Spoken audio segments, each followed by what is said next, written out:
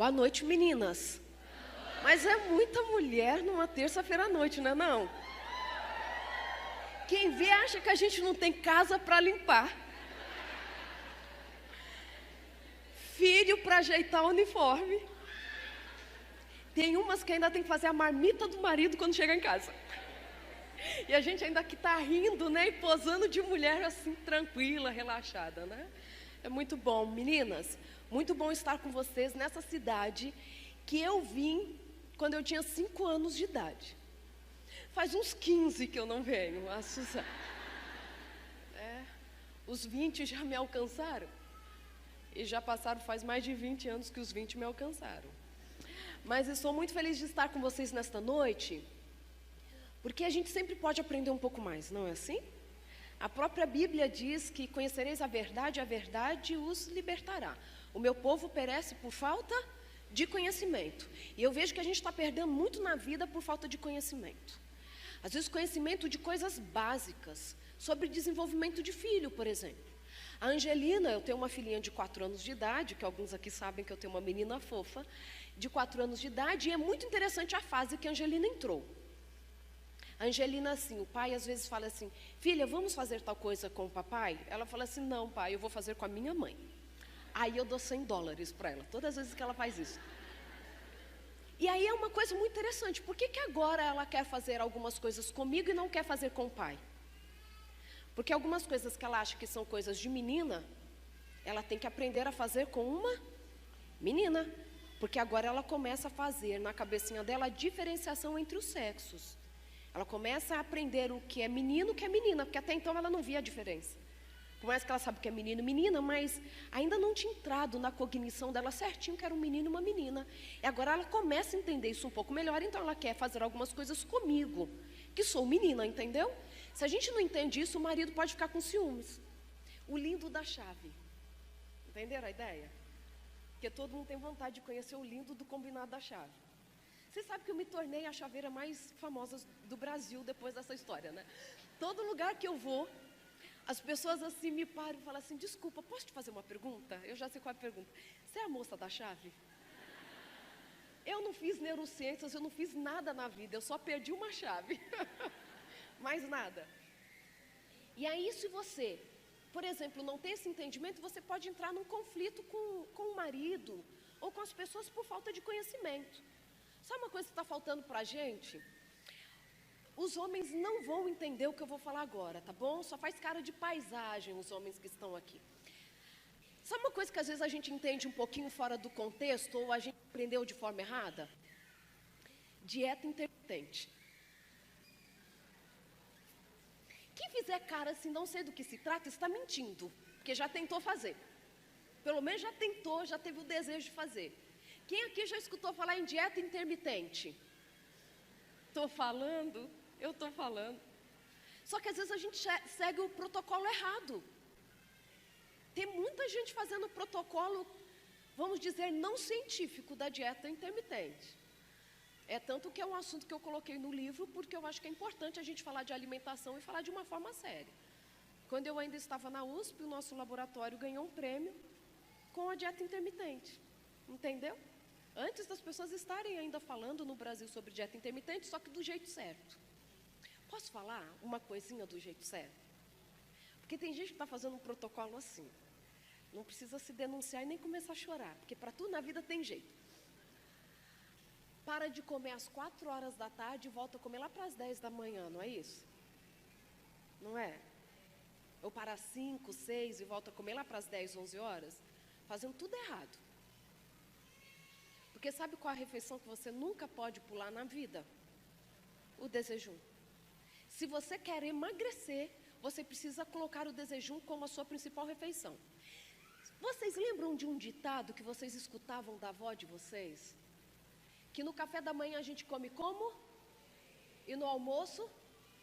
Como príncipe, e no jantar como? Mendigo, é isso mesmo. Principalmente se no jantar for um mendigo que não ganhou nenhuma moedinha na porta da igreja.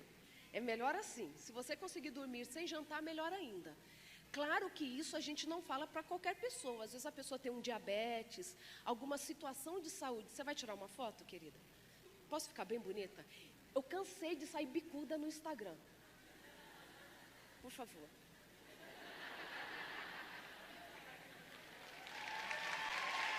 Obrigada.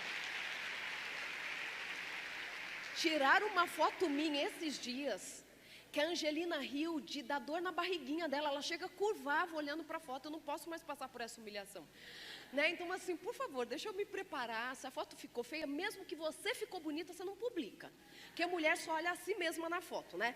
Se ficou bonito, o resto pode estar a coisa mais horrorosa. Ela ficou bonita, ela posta. Isso não é amizade, não é de Jesus, vai para o inferno.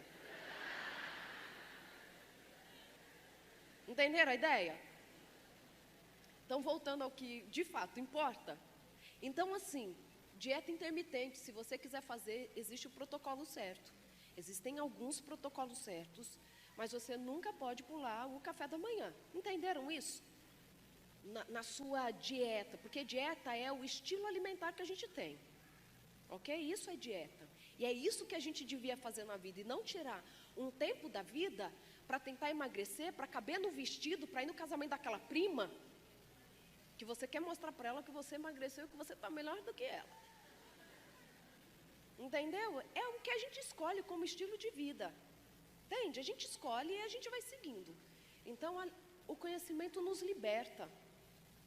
Só que se você conhecer e não colocar em prática, queridas, é como cantar maravilhosa graça e ainda achar que está perdida. Entenderam a ideia? A mesma coisa falar assim, que Jesus que é lindo, que me resgatou, e viver pelos cantos chorando. Não estou dizendo para você que a vida não traz sobre nós dificuldades, não estou falando isso. Eu estou dizendo o quanto nós paramos diante da dificuldade e ficamos prostradas sobre ela, lamentando. Um dia nós estávamos no carro e um pernilongo picou a Angelina. E ela falou assim, mãe, um pernilongo picou a minha perna. Eu falei assim, ô filha, que pernilongo terrível, a hora que a gente parar o carro, a mamãe vai ver o que a mamãe faz com o pernilongo. Tudo da Angelina, ela começa com 2 palavras. Não tem problema. Ele era tão bonitinho, mãe. Não tinha problema picado, o pernilongo era bonito, ok, passou. Ela até esqueceu da picada na perna. O sonho dela é ter febre.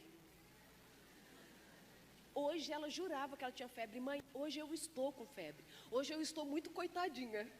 Ela queria uma febre, porque ela não sabe o que é ter febre. Ela tem 4 anos de idade e não tem febre. Então o sonho dela é ter uma febre. E aí, nós vamos aprendendo a viver. Pelo menos deveríamos aprender a viver. E parece que algumas coisas não mudam na nossa vida. Posso falar muito sério com você nessa noite? Algo que eu tenho pedido muito a Deus para a minha vida. Sabe o que eu tenho pedido para Ele? Coerência. Com o que eu prego, com o que eu vivo, com o que eu sinto. Para que eu mesma não me sinta traindo a mim mesma. Entende o que é isso? Ter coerência na vida? Sabe, e isso eu já falei para o meu marido. Você quer ficar em pé para as mulheres conhecerem o lindo? Porque a hora que ele sair, seria óbvio quem é o homem. Todo mundo virando. Gente, eu casei com um homem famoso. Levanta, marido. Esse é o homem mais bonito do universo. E a Angelina, quando entrar, vocês vão saber quem é, porque é a cara dele. E aí, quando eu estou falando para as pessoas, ou dando uma aula que fala sobre estilo de vida saudável, qualquer coisa assim, sabe qual é a maior preocupação que eu tenho? Como que o coração do meu marido está interpretando o que eu estou falando aqui na frente. Entendem a ideia? Porque uma coisa, eu parecer para vocês uma mulher super calma, resolvida, é muito fácil. Porque vocês provavelmente só vão me encontrar aqui. Quem me encontra em casa é ele e a minha filha. Descabelada. Descabelada não, eu sempre estou muito linda. Não ri não, é verdade. Desrespeito.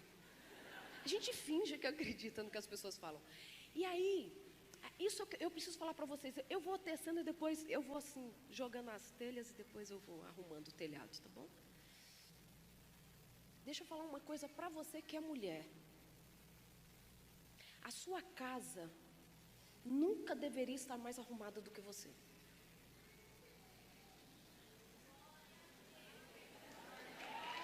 nunca deveria.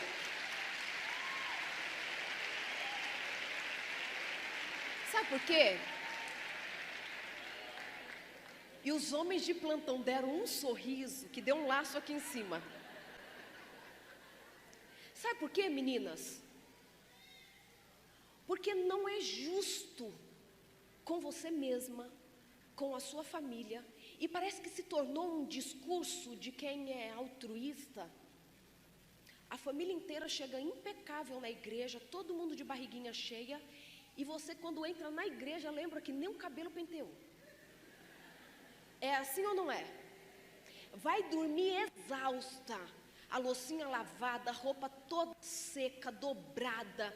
E quando você olha para a unha, misericórdia, deixa eu esconder a minha. Não estou falando que nós vamos perder o equilíbrio diante da vida. Vocês são mulheres maduras, eu posso falar isso para vocês. Nós não somos mulheres, deixa eu usar um termo, mulheres volúveis. Entende? A gente vai deixar filho passar fome porque a gente precisa fazer uma escova no cabelo. Mas a gente está acostumada demais a cuidar dos outros e não cuidar da gente. E sabe o que seu filho prefere? Uma mãe bonita do que uma roupa bem passada. Sabe aquilo que o homem fala pra gente? Dentro da psicologia, é um dos termos que de fato mais irrita o homem, o marido, o companheiro. Sabe qual é? Que o homem fala e que um dos que mais irrita as mulheres? Relaxa. É sério, é científico. Quando você está lá assim, ó, arrancando os cabelos, a visita está chegando, o banheiro que você já arrumou, você entrou, a toalha está em cima da pia. Eu não vou nem falar do vaso, porque senão a gente começa a tremer. E aí o marido, você está lá enlouquecido, ele não está te ajudando. Não estou dando desculpa para os homens não ajudarem. Porque 1 Timóteo 5,8 diz: aqueles que não cuidam dos seus, principalmente dos da sua própria casa, têm negado a fé e é pior do que o descrente. Então, se você não ajuda a sua esposa, você é pior do que o descrente. Não fala que é de Cristo, não. Não pode falar. Porque se você não está cuidando da sua esposa... E você sabe o que o descrente fez na... Eu não vou entrar nesse mérito, mas quais foram as vezes que Jesus chora nos evangelhos? Quando ele fala: Jerusalém, Jerusalém, queria juntar vocês como a galinha faz com os pintinhos e vocês me rejeitaram. Jesus chorou.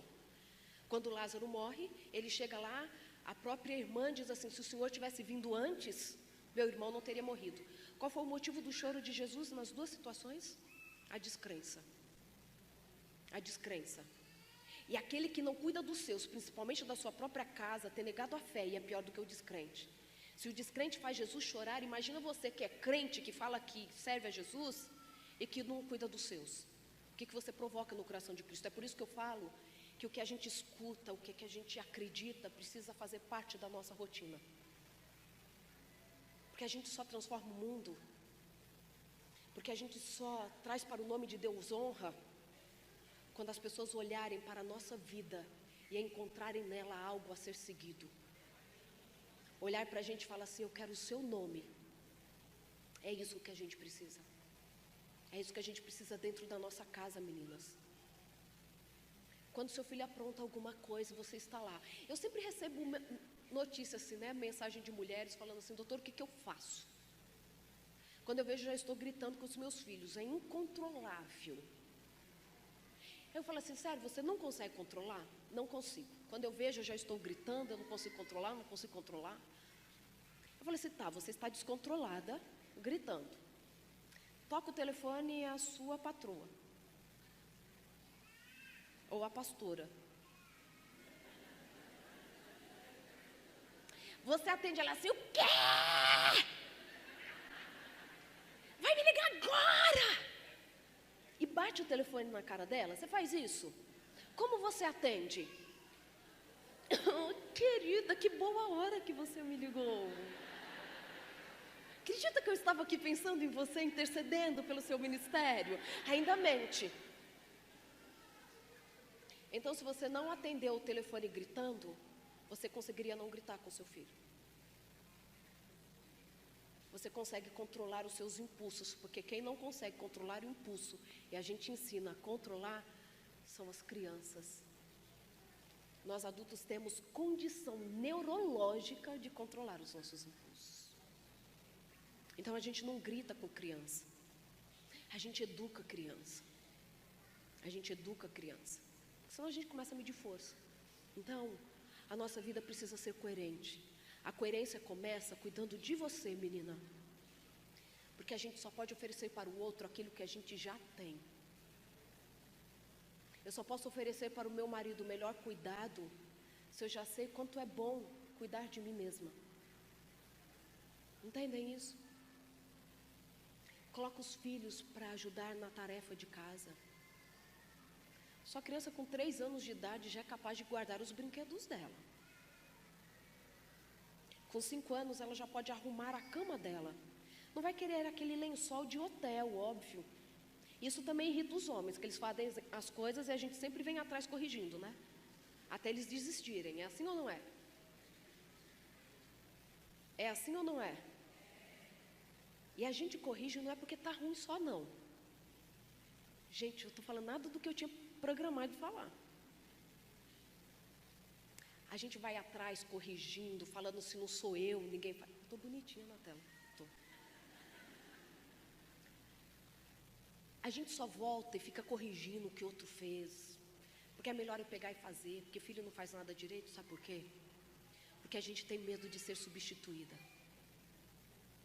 Porque quando você se reduz à sua função, você pode ser substituída por alguém que faz melhor. E a gente sabe que tem pessoas que podem fazer melhor do que a gente. Até mesmo um filho. Então a gente quer manter, falando que a gente faz porque a gente faz melhor, que o outro não dá conta. Porque vai que alguém nos supera, sobra o que pra gente? Porque parece que muitas vezes nós nos conformamos com a utilidade da vida. E nós somos mais do que isso. Mas como que a gente enxerga além da nossa circunstância? Porque falar é muito simples, né? Talvez você esteja escutando tudo isso e diga assim: como é fácil para ela falar. Ela não está lá dentro de casa, na minha rotina. Ela não tem os meus desafios. E a gente sempre tem a impressão de que o outro não tem problema, né? De que a vida do outro é assim super tranquila. Se até crianças têm problemas sérios. Quando não ganham uma boneca, elas ficam super tristes. Os meninos, se não foram dormir na casa do amigo, parece que a vida acabou, eles também têm problemas. Mas como que eu posso dizer para você lidar com qualquer tipo de problema da sua vida? E é muito interessante que eu já contei em algum lugar, mas a pastora pediu para eu contar para vocês. É muito interessante que a minha mãe se chamava Elizabeth. A minha mãe faleceu, aquele vídeo da chave, eu acho que eu conto isso, né? Minha mãe faleceu aos 47 anos de idade, vítima de um AVC. Menos de 2 meses que eu havia casado, a minha mãe falece. Mas a minha mãe vem de uma história muito desafiadora. Na década de 50, quando ela nasceu, ela estava com 2 aninhos de idade, quando os meus avós se separaram por escolha da minha avó. Não aguentando mais aquele casamento, ela decide então pegar as 2 filhinhas, a minha mãe com 2 anos de idade, a minha tia com 6 meses de idade, e decide sair do Paraná, morava em Maringá, e decide vir para onde mesmo? São Paulo trabalhar e tentar criar aquelas 2 meninas. A minha avó tinha por volta dos 21, 22 anos no máximo nessa época. Ela casou aos 13 anos de idade, com um homem muito mais velho do que ela. Um fazendeiro muito rico, que apaixonou pela minha avó, e sabe como eram as coisas antigamente. A minha avó, uma menina de 13 anos, muito, muito bonita, a genética não deixa eu negar. Estou aqui para representar o biológico de vovó. A minha avó, de fato, era uma mulher muito bonita, uma moça muito bonita.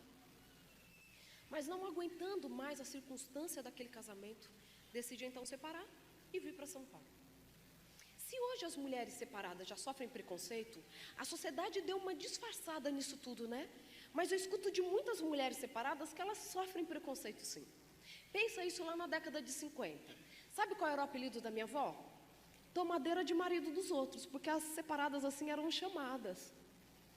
Ela então vem para São Paulo, percebe que não vai dar conta de trabalhar e ainda cuidar de 2 bebês. Decide ir para Minas, para deixar a minha mãe com 2 anos de idade para ser criada pela minha bisavó. Acompanharam até aqui? Mulher sempre acompanha. Essa pergunta eu não posso fazer para outro público. Já perderam na saída da minha avó de Maringá, entendeu? A mala já ficou tudo na estrada.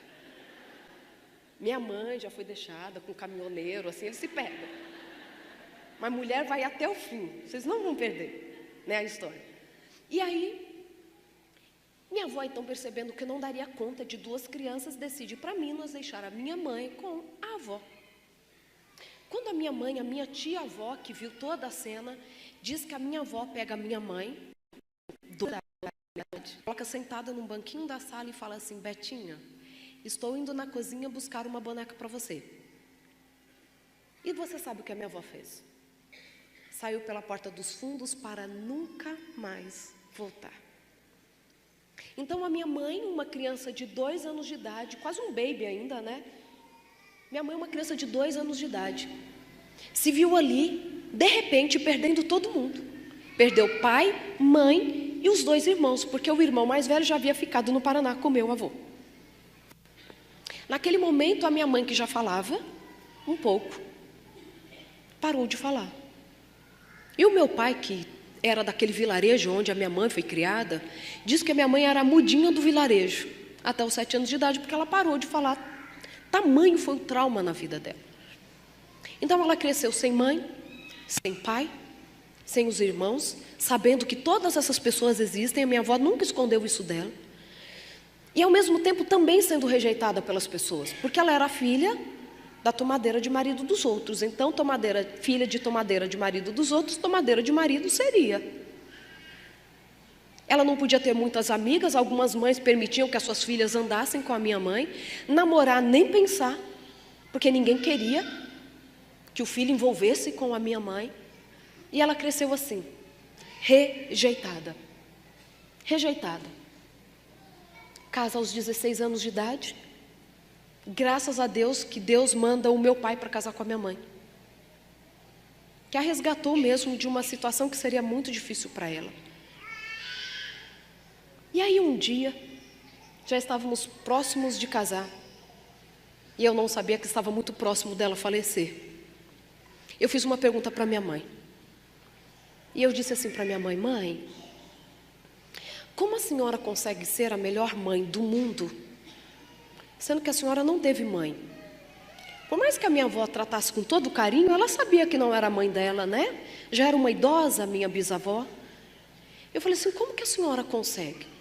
A minha mãe era o equilíbrio em pessoa. Como que a senhora conseguiu criar 5 filhos? Com 25 anos de idade, minha mãe já tinha 6 filhos. 6 filhos. Um irmão meu já faleceu, por isso que eu falo de 6, que ela criou 5. A senhora conseguiu criar 5 filhos. A senhora é acolhedora.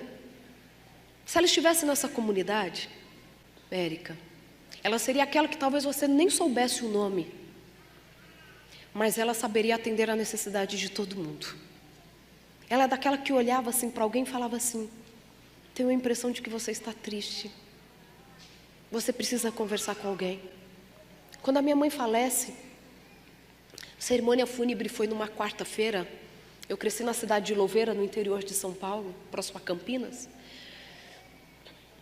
O prefeito ofereceu ônibus para levar as pessoas. O cemitério da cidade não coube os carros. E quando a gente viu aquela multidão chegando de uma mulher, por conta de uma mulher anônima na cidade que havia falecido, o que nós escutávamos das pessoas chegando era assim: quando eu soube que a dona Beth faleceu, eu não acreditei. Porque quando eu cheguei no Nordeste, ela me deu cesta básica por uns 6 meses e a gente não sabia. Nossa, em casa a gente tem cobertor que a dona Beth deu para a gente há uns 10 anos atrás. Nossa, quando meu filho precisou disso, ela que ajudou. E as pessoas foram chegando e falando isso, e aí para mim fez todo sentido o que ela tinha me respondido. Quando eu falei assim para ela: mãe, como que uma mulher que não teve mãe pode ser a melhor mãe do mundo? Como uma mulher que foi rejeitada pela sociedade onde cresceu, consegue ser alguém tão acolhedora e entender os outros? Porque parece que a vida tem nos ditado uma inverdade. Quem foi abusado, vai abusar. Quem foi vítima da violência, vai ser violento. Não abraço meu filho porque nunca recebi um abraço do meu pai. Não é assim. E eu falei assim: como a senhora consegue ser diferente da regra? E ela me respondeu algo que eu digo que é uma das coisas que mais mudou a minha vida. A minha mãe me disse assim: filha, eu sei o que é não ter tido mãe. Então eu sou a pessoa mais indicada no mundo para ser a melhor mãe do mundo, porque só eu sei o quanto é triste não ter mãe.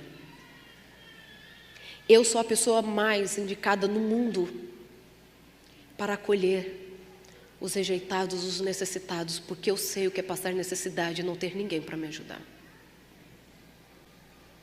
Sabe o que eu aprendi com a minha mãe naquele dia? Que é possível viver a abundância na falta. Estou escrevendo um livro sobre isso. Queridas, você não precisa viver o que dizem que é o seu destino. Você talvez não pode ter escolhido o seu berço, como seria o seu berço, mas você pode escolher como será o seu lar. Você pode não ter escolhido como ser tratada pela sua mãe, mas você pode escolher como tratar os seus filhos. Quando a gente entender que a nossa vida pode ser vivida com abundância, nós vamos ser mais felizes. Porque eu gosto de dizer que ser feliz é gostar de viver. E quem gosta de viver, cuida do corpo. Estou falando de saúde mesmo. Consequentemente, a gente fica mais bonita mesmo. Cuida da saúde, cuida dos relacionamentos. Não fica reclamando de tudo e achando defeito em tudo. Um dia eu estava num banco, ainda quando morávamos no Brasil. Aí eu entrei no banco e de fato era o banco que eu ia muito, né? Quem é antigo lembra do Nossa Caixa, Nosso Banco. Quem riu é porque tem 40 como eu.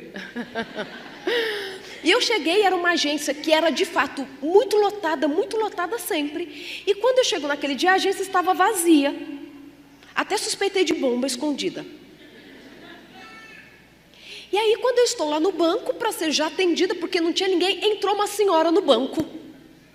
E a senhora entra e a primeira coisa que ela fala depois de olhar tudo: eu não acredito que essa agência está vazia. Não acredito. Justo hoje que eu queria ficar sentada descansando, eu já vou ter que ir direto para o caixa.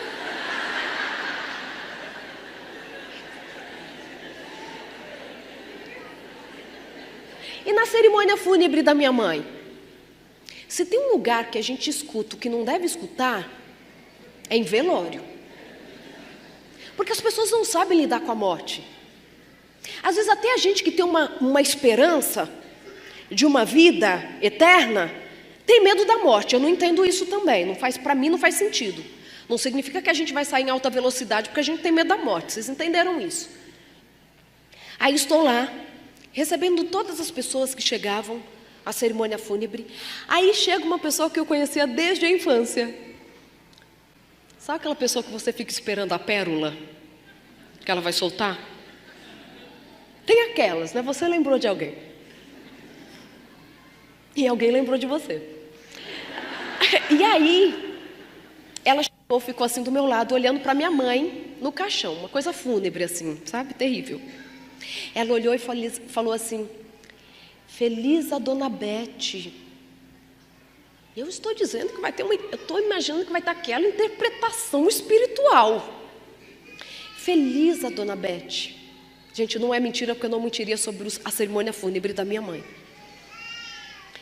Feliz a dona Bete, que está deitada enquanto eu estou com essa dor nas costas. A minha vontade era virar e falar assim: você quer trocar de lugar com ela que eu não faço questão. A mulher estava com inveja de morto. Ela tinha mais de 70 anos, a minha mãe tinha 47, você entende isso? Sabe por quê, queridas? O nosso olhar fica viciado. A gente viciou a olhar para algumas coisas e não gostar. A gente criou um discurso de que casamento não é bom, namoro que é bom. Quer ser feliz? Continua solteira. É assim ou não é? Quer ter sossego? Não vai ter filho. Tudo contra o que Deus falou para a gente. Filhos são herança do Senhor, não é isso que está em Salmos 128? Não é bom que o homem ande só. Deus cria Eva lá no Éden ainda para que ela fosse uma companheira do marido. Entendem a ideia? E a gente vai caindo num discurso vazio. Num discurso que vai tirando às vezes até o pouco que a gente tem. Nós precisamos mudar a nossa forma de olhar para a vida. Mas a gente só muda essa forma de olhar para a vida quando a gente mudar a forma que a gente olha para nós mesmas. Porque eu insisto em dizer que você não pode dar aquilo que você não tem. Você só vai achar beleza na outra se isso estiver transbordando no seu coração. Você só vai poder dar uma palavra de consolo para alguém se você já viver a paz que excede todo entendimento. O problema não é passar pelos problemas, mas é parar diante dos problemas.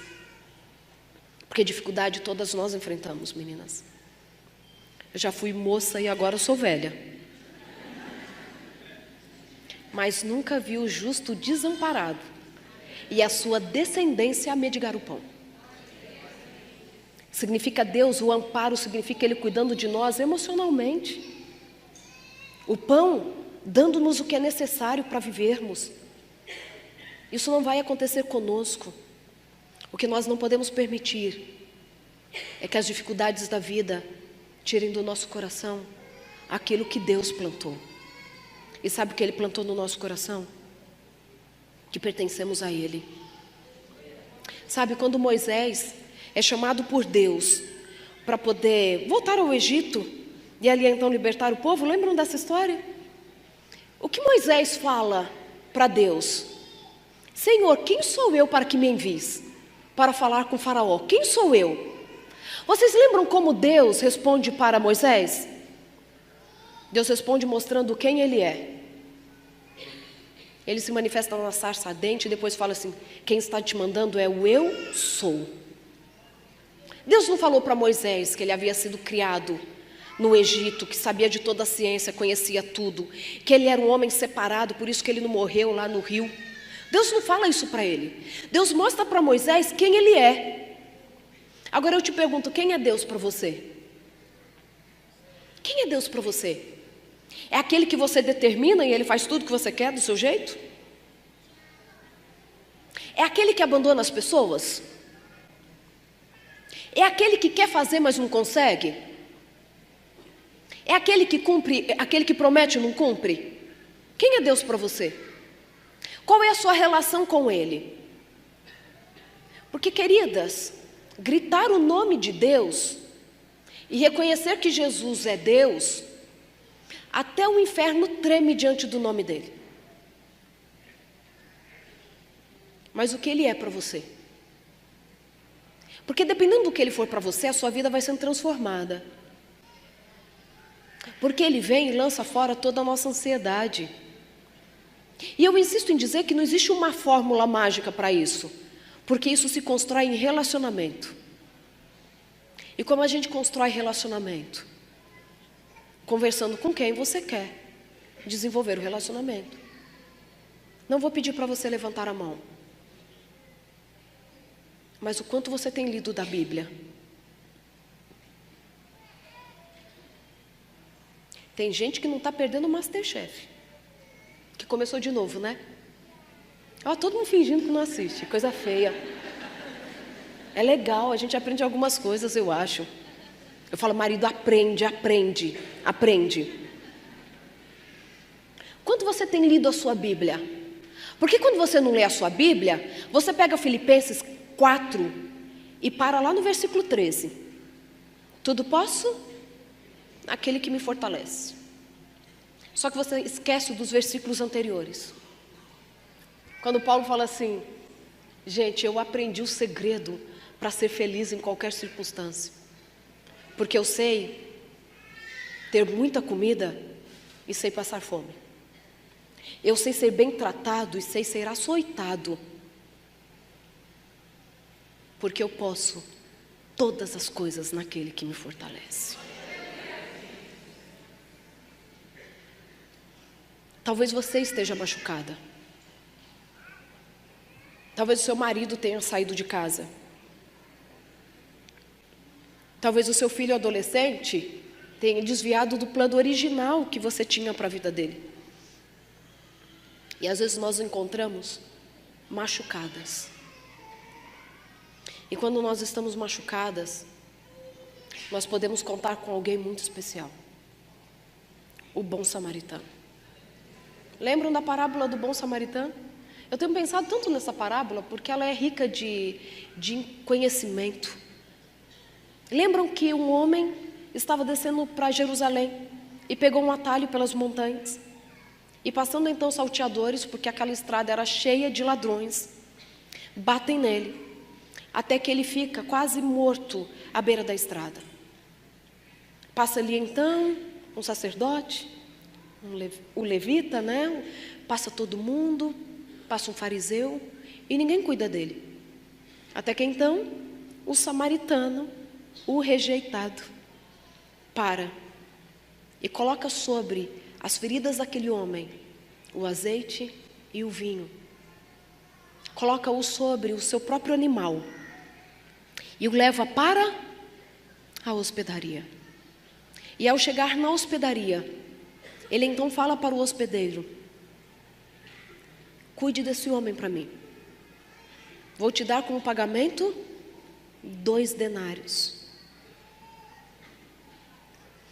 Jesus é o bom samaritano. Não somos eu e você. Porque somente Cristo carregou sobre si as nossas dores, é semelhante a nós. Porque Ele também em tudo foi tentado, mas venceu todas as coisas. Só Ele passou pelo seu sofrimento, eu não passei. Por mais que nós tenhamos experiências semelhantes, elas não são iguais. A dor que você sente é a dor mais importante, porque é a que você sente. Mas Ele passou por todas as coisas, por isso que Ele é o mais semelhante a nós. É Ele quem para na beira do caminho, nos acha ali quase mortos e nos resgata. Porque desde que o pecado entrou no mundo, não se enganem, nós já nascemos meio mortos. E somente Ele é que pode nos dar uma vida, como Ele mesmo promete em João capítulo 10, versículo 10, que Ele viria para que tivéssemos vida e a tivéssemos em abundância. É Jesus quem nos dá o azeite e o vinho. O azeite representando a abundância, a fartura, e o vinho representando a festividade e comemoração. Ele te encontrou machucada, menina, mas Ele já viu em você motivos para comemorar. Porque todos nós fomos encontrados em algum ponto dessa estrada tortuosa, que muitas vezes nós mesmas pegamos atalhos. Mesmo sabendo que aquele caminho vai nos trazer sofrimento, parece que insistimos, porque o nosso plano muitas vezes parece muito melhor do que o de Deus. Uma menina me escreveu esses dias no Instagram: doutora, se eu tivesse escutado melhor os conselhos da minha mãe, eu não estaria sofrendo tanto que eu estou sofrendo hoje. Porque muitas vezes achamos que o nosso plano é melhor. Mas não sofre somente aqueles que fizeram péssimas escolhas. Desde que o pecado entrou no mundo, ele traz consigo, para mim, uma das suas piores características: a injustiça. Porque é a injustiça do pecado que faz o seu filho, ainda pequeno, falecer. Que faz com que a minha mãe, uma mulher tão boa e tão jovem, falecer. que faz você perder o emprego sabendo que você tem uma casa para sustentar. É o pecado que faz marido ir embora, muitas vezes sem a mulher ter feito nada para merecer. Porque o pecado é injusto. Em vez de perguntar por que Deus permitiu que isso acontecesse, rogue para que Ele volte e acabe de vez com a injustiça do pecado. Porque do trono de Deus não procede o mal, porque Ele é justiça. E a justiça dele não permite que a injustiça se manifeste. O pecado é injusto. E muitas vezes o que sofremos tem a ver com pecado, simplesmente por sua origem, pela sua essência, e não com o que nós fizemos. Sejam generosas com as meninas com quem vocês conversam, com quem vocês convivem. Porque a gente fica tentando achar na vida do outro o motivo para o sofrimento que estão passando. Isso é injustiça. Isso é pecado. Algumas pessoas sofrem sem ter feito nada para merecer. E talvez mesmo no meio dessa situação sem merecer, você esteve na beira do caminho. E Jesus vem, te encontra, te dá esperança. E a esperança pode vir a partir de algo que você ouviu. O seu filho vem te dar um abraço. Alguém que acreditou em você, na sua versão da história, sabe? Alguém que, apesar de você não ter todas as qualificações profissionais, te deu uma chance. Deus vai nos resgatando do caminho. Eu não sei se você ainda está no caminho, mas se você não estiver no caminho, porque Jesus já te resgatou e deu a você o tratamento que Ele merecia, você precisa estar em outro lugar. Porque, na verdade, para mim, só existem 2 lugares que nós podemos ocupar nessa parábola. Porque o bom samaritano é Jesus.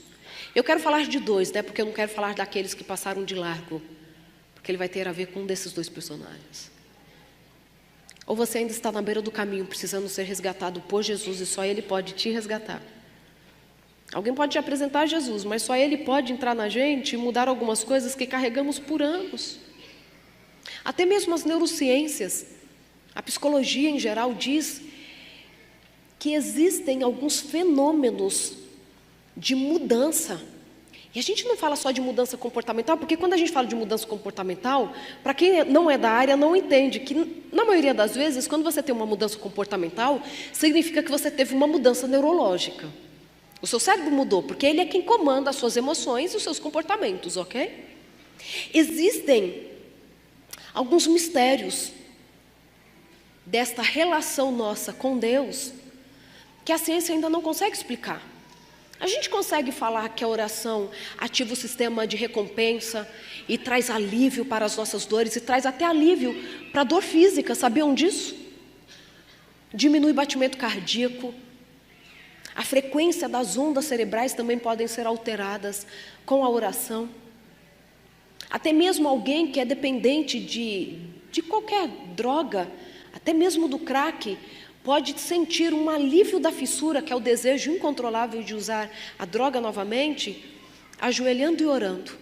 Existem estudos mostrando que esta é uma estratégia terapêutica importante. Mas muitas vezes, e para muitos desses fenômenos, a ciência não consegue trazer explicação.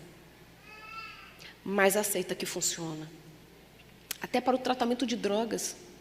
O método religioso de tratar com dependente químico traz resultados mais significativos e mais amplos do que os tratamentos que a ciência tem nos apontado. Não estou dizendo para a gente descartar o que a ciência traz, não estou dizendo isso. Mas estou querendo reforçar em você que Cristo pode fazer uma obra que você nem imaginou. O que você precisa fazer é entrar em relacionamento com Ele.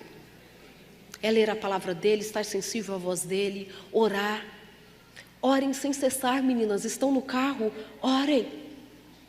Estão cuidando de qualquer a fazer? Orem. Tenham a Jesus como seu melhor amigo. E Ele vai mudando quem somos. Porque o desabafo, até mesmo dos nossos problemas, existem estudos muito interessantes de Pérez e colaboradores da USP, que mostram que o desabafo muda o nosso cérebro. E ajuda, por exemplo, a resolver casos muito severos de estresse pós-traumático. O desabafo. Mas não pode ser um desabafo qualquer. Tem que ser um desabafo direcionado. Tem que ser um desabafo com um terapeuta ou com alguém que de fato possa te ajudar. Porque eu não consigo entender alguém que está, por exemplo, com dificuldade no casamento e vai pedir conselho para a amiga que já se separou 4 vezes. Faz sentido? Para mim não faz. Ela assim, ele está fazendo isso, meu segundo marido também fazia. É direcionado com alguém que pode te ajudar. E esse desabafo direcionado não está lá nos estudos de Pérez, mas eu posso fazer essa interpretação, né? Porque infere-se sempre.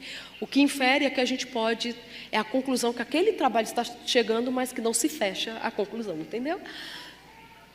Que o desabafo com Cristo é um desabafo direcionado. E pode mudar muita coisa em nós. Então, se Ele já te encontrou no caminho, Ele já encontrou mesmo no meio da sua história tumultuada, motivos para celebrar. Agora você precisa ocupar um outro lugar na história. E você vai ocupar. Você é dona da hospedaria. Se você já saiu da estrada, você é dona da hospedaria. Porque Jesus vai chegar para você e vai dizer assim, olha, aquela menina ali precisa de ajuda. E Ele vai entregar para você 2 denários. Porque é o pagamento que Ele ofereceu para o dono da hospedaria. Deixo para você 2 denários, 2 moedas, 2 denários.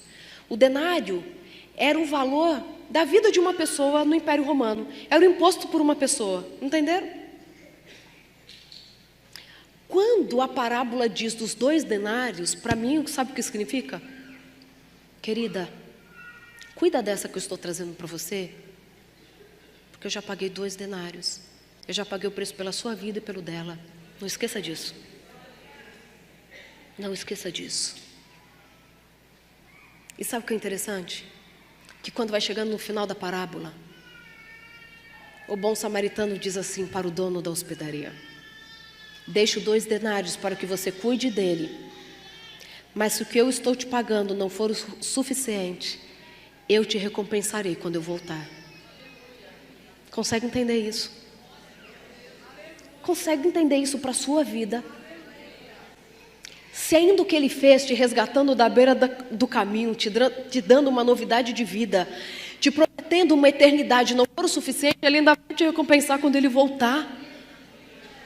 Mas Ele só pode fazer isso nas hospedarias que na entrada tenha um luminoso. É assim que a gente fala, uma placa luminosa, você chama de luminoso? Uma placa muito grande escrita: há vagas. Jesus jamais vai levar alguém para uma hospedaria lotada. Porque Jesus só despede vazios aqueles cheios de si.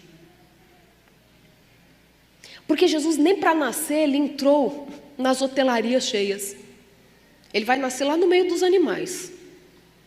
Porque o que está lotado, enquanto não esvaziar de si mesmo, pode recebê-lo.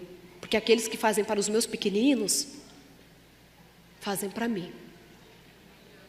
Qual o seu lugar na história? Qualquer um desses lugares é um lugar de privilégio. Se você ainda estiver na estrada, achando que vai morrer, rejeitada por todo mundo, pelo que você fez de errado, ou pela consequência só da injustiça do pecado, saiba que Ele vai te alcançar. Ele vai te alcançar. Para quem está machucado, a ajuda sempre parece demorar. É assim ou não é? Parece que não tem mais jeito, porque todo mundo vai passando e ninguém traz solução. Você acha que aquela é uma porta que vai se abrir e ela não se abre. Você acha que pode contar com aquele parente e é o primeiro que virou as costas. E chega um ponto que parece que não tem mais solução para a nossa história. mas ele sempre passa pelo caminho. Jesus não tem medo dos caminhos da vida, porque ele andou trôpego até o Gólgota, para morrer no meu e no seu lugar. Sabe, Abraão, quando vai oferecer o seu filho em sacrifício, vocês acompanham tudo isso que eu estou falando, né? Deus pede para que ele sacrifique o seu único filho amado, Isaque. Ele deita o filho no altar. E quando ele levanta a faca para matar o filho, o anjo fala assim: não mate o seu filho, porque você teme a Deus e por isso você é destemido. Leia lá em Gênesis 22. Porque você teme a Deus e por isso você é destemido. Entendem? E aí o que Deus faz? Não mate o menino e apresenta o cordeiro para morrer no lugar de Isaque. Sabe por que Deus faz a substituição? Porque o nosso melhor ainda não é o suficiente. Nem o melhor de Abraão era o suficiente. Claro que existem outras experiências, outras lições que podemos tirar dessa história. Mas o seu melhor ainda não é o suficiente para Cristo. E é por isso que você precisa da graça. Graça é favor imerecido. Você não merece mesmo ser tirada da beira da estrada. Porque talvez você nem o conheça. Porque talvez você tenha virado as costas para Ele. Mas Ele vai te alcançar. Ele vai te levar para ser bem tratado. E aqui, Érica, nós temos muitas meninas hoje que eu tenho certeza que estão prometendo no coração que elas serão auxiliadoras das meninas que estão chegando. Quem aqui tem uma plaquinha no rosto escrito há vagas? As pessoas precisam sentar do seu lado, seja num voo, seja num ônibus, qualquer lugar, e ter a liberdade de conversar com você. Você já passou por essa situação de sentar-se num ônibus e quem sentou do seu lado em 5 minutos contou a vida toda? Já passaram por isso? Ou a pessoa está muito desesperada, ou o seu sorriso disse para ela assim: aqui existe espaço para o seu desabafo. Meninas, nós precisamos parar de achar que as pessoas precisam nos dar as coisas, nos dar atenção, reconhecer quem somos, e claro que tudo isso faz parte do plano de Deus para a nossa vida. Mas se isso não acontecer, seja você quem dá. Existem estudos muito interessantes de CERF e colaboradores, e eles estudam sobre o efeito da felicidade sobre o cérebro. E é muito interessante, porque eles dizem que se você quiser ter o seu cérebro modificado, por exemplo, você anda muito triste, ou você é meio pessimista mesmo na vida, e você quer mudar essa circunstância e se tornar uma pessoa mais positiva, mais feliz, o conselho é você se cercar de 5 pessoas positivas e felizes. Porque somente este contato com o outro pode modificar o nosso cérebro, porque a gente sabe que os cérebros conversam entre si mesmo sem a gente saber. Isso é história para um outro dia. Então eles falam assim: você pode tanto mudar o cérebro que até a frequência dos cérebros podem ficar semelhantes. Casais que têm muita afinidade, os cérebros já eram parecidos antes de casar, sabiam? Antes até de se encontrarem. E este relacionamento pode fazer com que esse cérebro seja tão parecido, que quando você olha para a imagem desses cérebros em atividade, por exemplo, assistindo um comercial banal, que não tem nenhum apelo mais emocional direto, quando você olha para a imagem desses 2 cérebros, elas podem ser tão iguais que você não sabe qual é o cérebro de um e qual é do outro. Parece que você está vendo o mesmo cérebro. Então o conselho que eles dão: quer mudar a sua vida? Cerque-se de pelo menos 5 pessoas felizes, para que você seja feliz. Quando eu li isso, eu falei assim: que legal, vou procurar 5 pessoas. Sabe quando na hora você mesma se repreende, o Espírito Santo chega e te dá uma chicotada? Ele falou assim: pare de achar que você precisa se cercar de 5 pessoas felizes, você precisa ser uma das 5. Nós precisamos ser quem inspira a mudança no outro, porque nós somos os donos da hospedaria. Lembra quando a moça falou que eu sou feia? E vocês lembram, né? Tem gente, eu fui esses dias para Minas, Governador Valadares, e uma moça falou assim: doutora, eu só vim para ver se pessoalmente você é tão feia mesmo, quanto a moça falou. Ainda bem que ela foi delicada, né, e falou que eu não era tão feia assim, que eu era até bonitinha. Depois ela falou que eu era linda, ela foi consertando a situação, fiquei feliz. Sabe, as pessoas, elas só nos dão a oportunidade de revelarmos quem somos. As pessoas não te deixam triste, irritada. Elas só te dão a oportunidade de expressar aquilo que você já carrega aqui e que o outro deu vazão. Gente, porque Jesus, e Ele é o nosso exemplo, é ou não é? Jesus, quando chega diante de Pilatos, ele já havia apanhado a noite inteira. Ele já estava com uma coroa de espinhos na cabeça. E batiam na cabeça dele. E a coroa já enfincava nele quando ele está diante de Pilatos. E quando Pilatos olha para Jesus, reconhece nele um Deus. Consegue entender o que é isso? Eu não estou dizendo que nós vamos estar o tempo todo assim, alienadas aos problemas. Mas eu insisto em te dizer, você tem que parar de se prostrar diante das suas dificuldades. Porque podemos todas as coisas naquele que nos fortalece. Sabe? O meu desejo é que nesse lugar existam mais Betes, como na cidade de Louveira existiu um dia. Falando assim, existe alguém aqui que chama Elizabeth? Tem 2, tem 3. Quem aqui tem por volta de 40? Alguma tem? Não, Elizabeth por volta de 40. Alguma tem? Não? 30. 37? Então o livro é seu.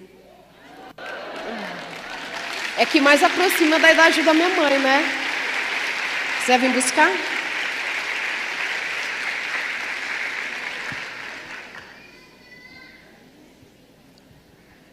O seu nome pode honrar ou desonrar o nome de Cristo.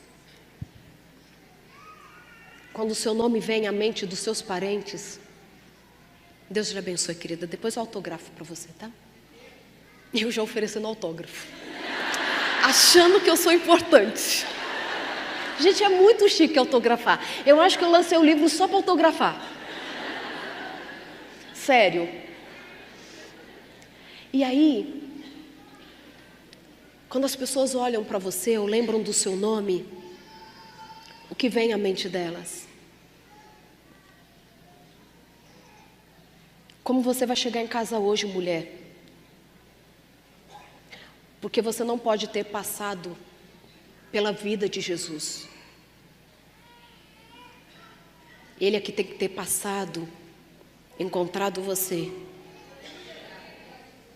E você permanece perto dele. Existem muitas pessoas tristes perto da gente. Muitas pessoas que não têm com quem conversar. Existem muitas pessoas nesta noite pensando em tirar a própria vida. Essa cidade está vivendo um momento muito difícil. Chorei com vocês.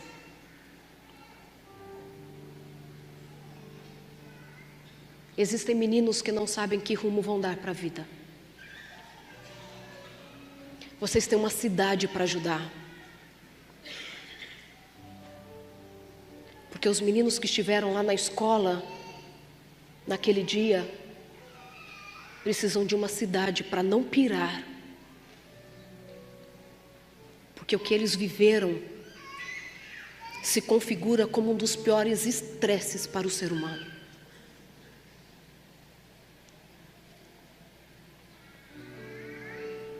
Você não sabe o que falar, né?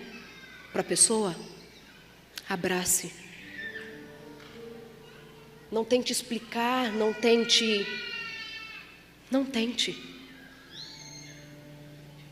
Só deixe o luminoso aceso. De há vagas. Porque nenhuma de nós está tão cansada que não possa ajudar a outra a caminhar. Érica, o dia que todas nós nos unirmos de verdade, a gente muda uma nação. Meninas, a hora que nós marcarmos uma hora para orarmos todas juntas, não sei se vocês têm esse movimento, mas a gente podia ter, para que as mães do Brasil orassem juntas, nós mudaríamos uma nação. A gente não muda a nação com discurso político. Não estou falando de política, por favor. A gente muda com atitude. Se Jesus fosse um filósofo, tem um cantor norte-americano que diz que se Jesus fosse um filósofo, as pessoas poderiam rebater as suas teorias. Se Jesus fosse um político, elas poderiam rejeitá-lo. Mas Jesus era o amor. O que eles poderiam fazer contra isso? Contra o amor não há argumento.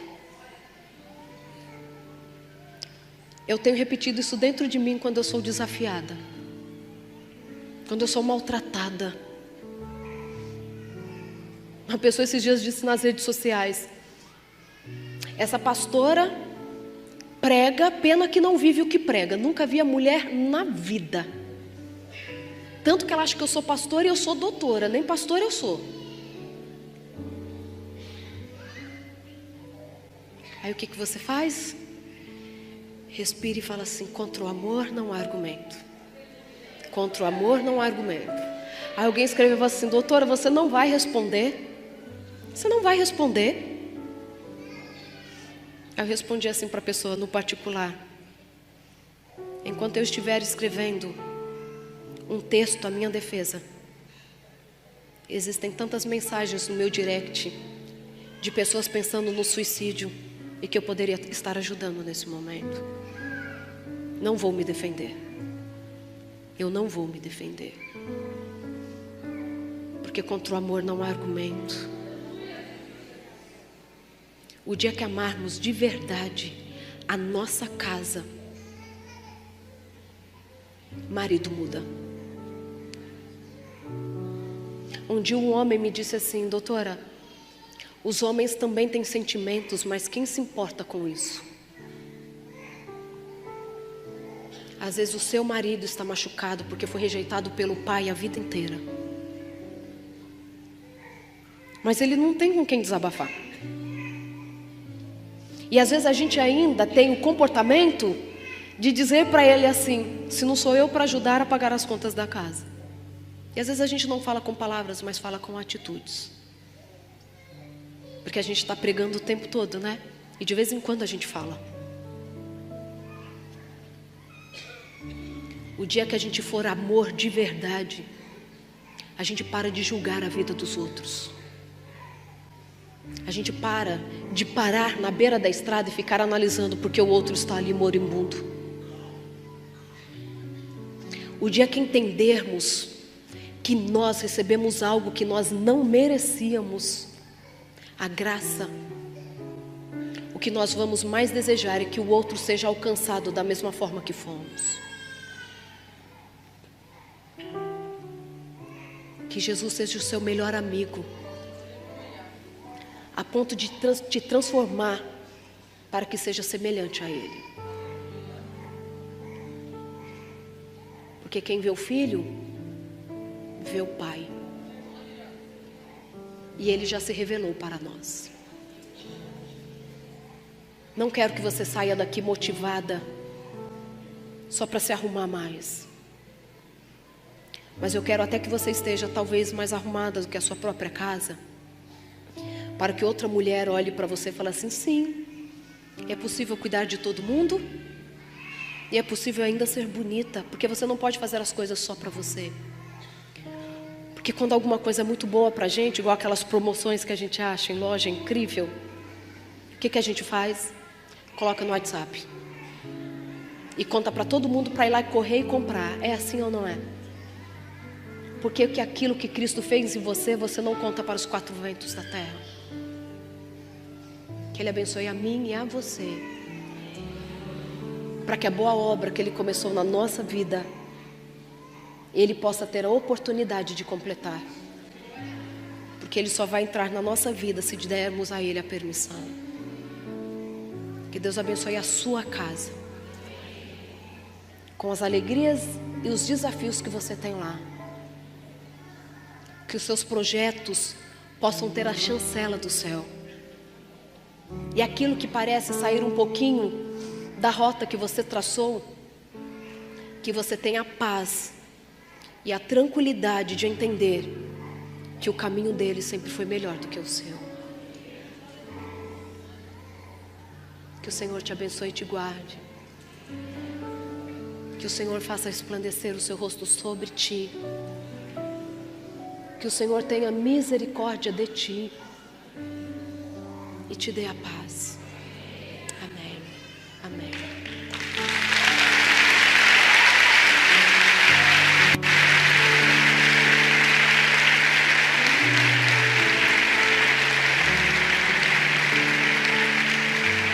E enquanto a pastora sobe, eu preciso te deixar um verso. Vai para casa com ele. Chega em casa e grifa na sua Bíblia, que você agora, se ainda não faz, vai ler todos os dias. Isaías capítulo 58, a partir do versículo 11. Posso ler para você? Sua vida começará a brilhar na escuridão. Sua vida sombria será banhada na luz do sol. E sempre mostrarei a você o melhor caminho. Daria a você vida plena, até num lugar vazio. Músculos firmes, ossos fortes. Vocês serão como um jardim bem regado, uma fonte viva que nunca seca. Vocês usarão, guardem essa parte, vocês usarão o entulho do passado para construir de novo. Reconstruirão sobre os antigos alicerces da vida. Vocês serão conhecidos, conhecidas, como aqueles que reparam qualquer coisa, restauram ruínas antigas, reconstroem e renovam, tornam a comunidade habitável outra vez. Vocês tornarão Suzano uma comunidade habitável outra vez. Nós teremos adolescentes saudáveis nesse lugar. E onde houve guerra, onde houve destruição, nós veremos o nome de Deus ser glorificado, porque seremos capazes de construir sobre os antigos alicerces, sobre as ruínas da vida. Que Jesus te dê essa certeza e o agir diante e a partir desta certeza.